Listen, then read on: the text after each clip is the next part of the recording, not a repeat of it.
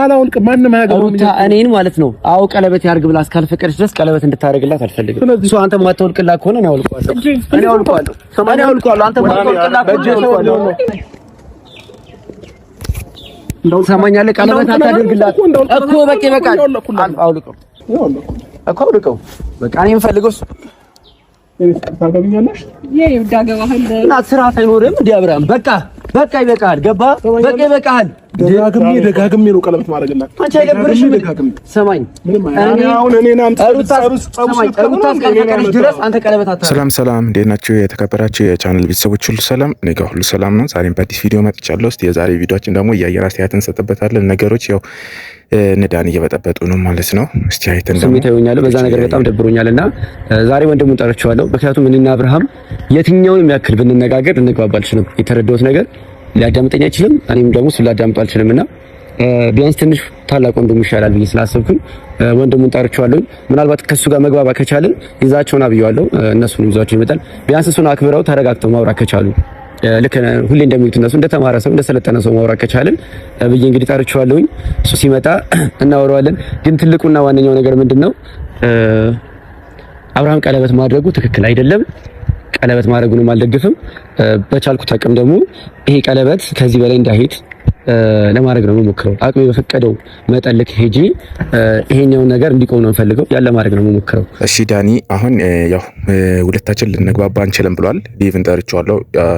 ዴቭን ጠርቶ እንግዲህ የቀለበት ፕሮግራሙ አሁንም አላመኑበትም እነሱ ማለት ነው። ምክንያቱም ዳኒ ሩታን ያው በእነሱ ፍላጎት ትጓዝ ስለነበረ አሁን እነሱ ያሉትን ነገር አብርሽ ሊቀበል ስላልቻለ እነሱ በጣም ስለተናደዱ እሱ እንዲያስቆምላቸው የሚፈልገው ወንድሜ ለዚህ ጉዳይ አይደለም አይደል? ጠራኝ ነው ለሱ ጉዳይ አይደለም ማለት አሁን ጭቅጭቁ ሲጀምር ደረጃ ማለት ነው አይደለም። የፈለኩ ለራሴ ጉዳይ ነው። ደበረ እንዴ?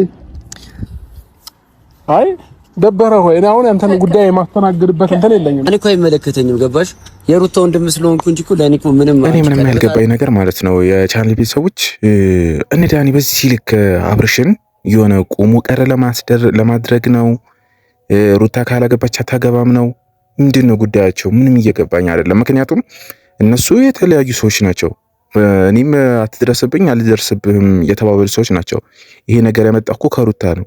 ከሩታ አፍ ነው መጀመሪያ እንፋታ ቅደድልኝ ወረቀት ምናምን ፈርምልኝ ማለት የጀመረችው እኮ እሷ ናት። እንዴት ነው ነገሩ? እንኳን ደስ አለክ። ይኸውላችሁ ይሄ ምንም የሚያስደስት ነገር አይደለም ያደረጋችሁት። ገባችሁ አይደለ? እሺ ዛሬ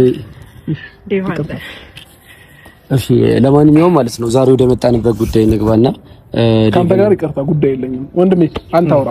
እኔ ከሱ ጋር ጉዳይ ስለሌለኝ ማለት ነውና አንተ ስለጠራኸኝም አንተ ስላዘዝከኝም ነው የመጣሁት። ሲቀጥል እኔ እሱም መኖሩን አላወኩኝም ነበር። ለምን እኛ ከዚህ በኋላ እኔ እና እሷ ያው ቃል ተገባብተናል። ቃል የተገባባነው ምንድነው እሱ የሚገኝበት ቦታ ላይ ላለመገኘት ተነጋግረን ያው እኔና ፍቅረኛዬ ማለት ነውና ወሰንንበታል። ከዚህ በኋላ እሱ ያለበት ቦታ ላለመገኘት እና ለዛ ነው።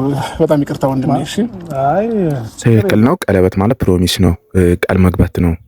አለሁ ለመባባል ነው አይደለ? እሷም ኮንፊደንስ ይኖራታል። በኮንፊደንስ አፍቀራው ወዳው ትኖራለች፣ ጊዜውን ትቆያለች። የሚያገኛ ጥርጣሬ አይኖርም። ከሱ ጋር የሚኖርባት መጠራጠር አይኖርባትም ማለት ነው። ቀለበት ታጋም ብዙ ነገር እንደ አንድ እየተባባለን ነበረ። በዚህ ሰዓት ግን አንተ የምትሆነው ሄርሜላም ለቀለበት መቸኮላችሁ አስፈላጊ ነው ወይ? ሁለታችሁን መጠየቅ እንፈልጋለን። ወንድም ልክ ነው። ቀለበት አሁን አደረግን ማለት እኮ አብረን እንኖራለን አሁን አብረን እንጋባለን ማለት እኮ አይደለም። ይሄ እኮ ፕሮሚዝ ነው። ፕሮሚዝ ማለት አልተውሽም እንደማለት ነው። ልክ ነህ። ነገ ላይ አብረን ነን። ተስፋ ነው። ቀለበት ማለት ተስፋ ነው ለየትኛውም ሰው ማለት ነው። አይ እሱማ ልክ ነህ። አሁን ገና ቀለበት እንደዚህ ያደረኩ ሲያደርግ እንደዚህ ሆኖ ወይ ሳገባት ወይ በሰርግ ደግሞ እንትን ስል ወንድም ይበቃ አታገባትም እኮ ነው ማለት ነው። ማንም አይታነቅም። ሲጀመር አንተ ከፈለክ እኮ ማንም ሆነ ማንም ምንም አያገባውም።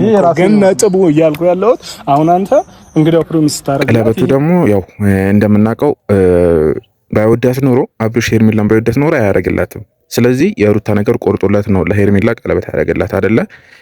አሁን እናንተ ብትቃጠሉ ወይም ነገሮችን በዚህ ልክ እሱን ለማስቆም ምናምን ትሞክሩ አንድ ያደረገው ነገር ነው የምትመልሱት ነገር የለም። እንዴ ዳኒ ምን ሆነ ነው በዚህ ልክ እንዴ?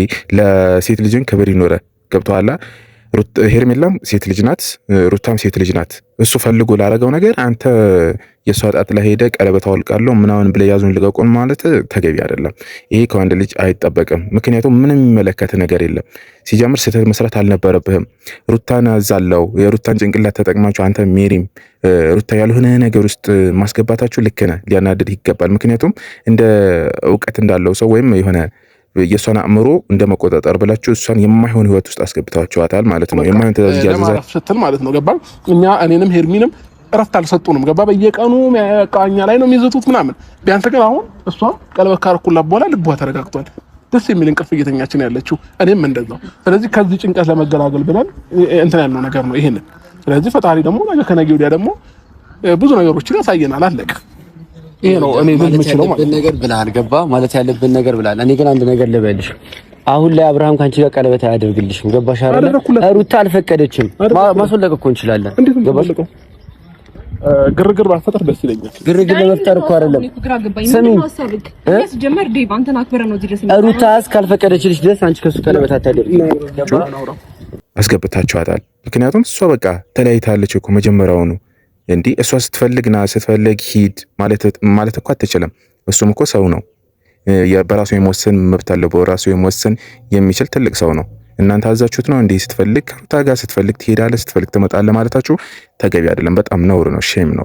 በጣም ማለት ነውና ልጁን በዚህ ልክ በቤተሰቡም በእናንተም በኩል ጫና ውስጥ መክተቱ ምናምን ተገቢ አይደለም። እንደ ሰው እንደ ተመልካችም ስናየው ማለት ነው የፈለገውን የማድረግ መብት አለው።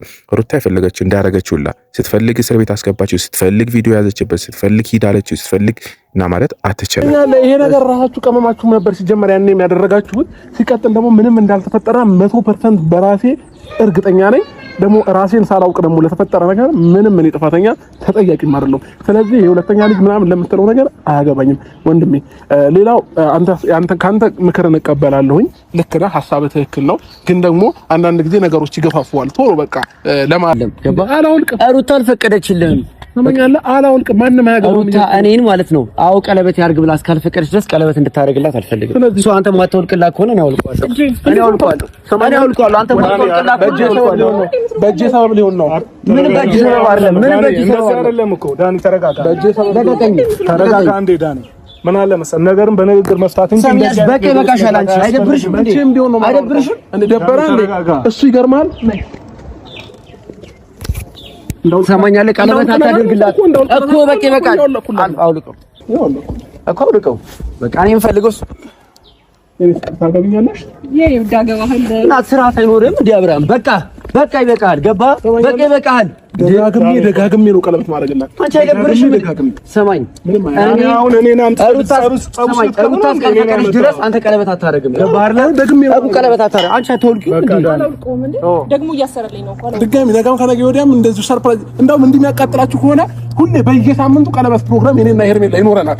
እዛ ላይ ደግሞ አልፈቀደችልም። በቀደም አልጠራሁም ነበር አይደል? ከዚህ በኋላ ግን በየሳምንቱ እሑድ ቀን የቀለበት ፕሮግራም ስላለ እኔና ሄርሜላ ቀድሜ ባትኖር ይሄን ፕሮግራም አታዘጋጅም ነበር። ገባ? እንደዚህ አይነት ፕሮግራም አዘጋጅተህ ቀለበት አታረግም።